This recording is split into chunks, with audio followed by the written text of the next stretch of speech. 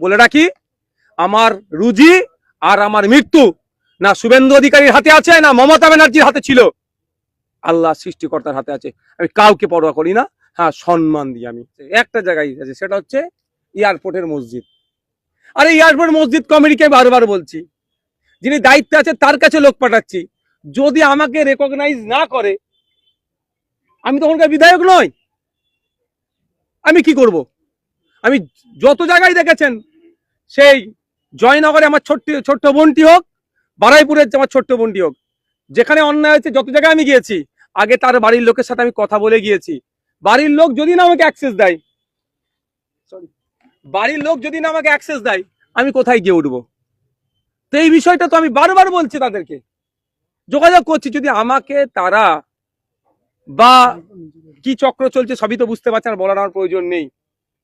যদি না আমাকে উপযুক্ত পেপার প্রোভাইড করে, আমি কি করব?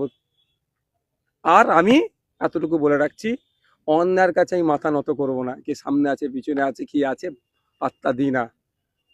বিধানসভার মধ্যে দাঁড়িয়ে এই পঞ্চায়েতের অ্যামেন্ডমেন্ট নিয়ে আসে, সেকেন্ড অ্যামেন্ডমেন্ট নিয়ে এসে প্রধানদের ক্ষমতা কেড়ে নিতে চাইছে, এর বিরুদ্ধে নওশাদ সিদ্দিকী গলাবাজি করেছে বিধান ফ্লোরের মধ্যে দাঁড়িয়ে। সেই রেকর্ড আপনারা লাইভ হচ্ছে, আপনারা দেখেছেন। ধর্মীয় পর্যটনকে কেন্দ্র করে বিজেপি একটা নির্দিষ্ট ধর্ম ছাড়া অন্য শিখ, খ্রিস্টান, জৈন, আদিবাসী, মুসলিম আরো যেগুলো আছে তাদের ধর্মস্থানকে বাদ রেখেছে। তার প্রতিবাদ এই নওশাদ সিদ্দিকী ফ্লোরে দাঁড়িয়ে করেছে। 200 ইউনিট বিদ্যুৎ দেওয়ার গল্প শুনিয়েছিল, দিতে পারেনি বিজেপি। কেন দিতে পারেনি, এর জবাবদিহিটা বিধানসভার মধ্যে দাঁড়িয়ে নওশাদ সিদ্দিকী করেছে। হয়তো অনেকের কাছে নওশাদ সিদ্দিকী কথার সাথে চারটে খারাপ ভাষা বলেনি, হয়তো নাও মনে হচ্ছে তাকে খারাপ লাগছে, কিন্তু আমি কোনো দিনের জন্য খারাপ ভাষায় ব্যবহার করিনি, আগামী দিনেও করবো না। তবে অন্যায় হবে, অন্যায়ের বিরুদ্ধে বলে যাব।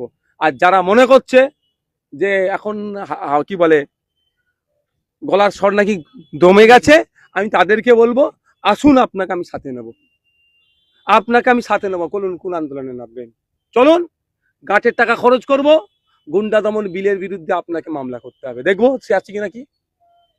আমি টাকা দেবো খবর খরচ। ও গাছে উঠবে না, রাঙা পাখি নেবেন, সব নওশাদকে করতে হবে, আমি কোর্টের খরচ দেবো।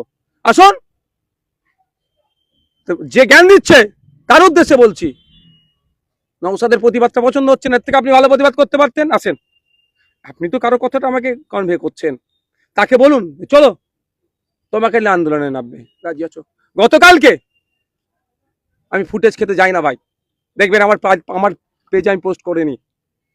গতকালকে নিটের পেপার লিখলে প্রতিবাদ করতে গিয়ে বেলা 2টো থেকে সন্ধ্যে 6:30, 6:45 অব্দি কোর্টে যারা নেটে চারটে কথা লিখে দেয়, তাদের কাউকে খুঁজে পাওয়া যায়নি।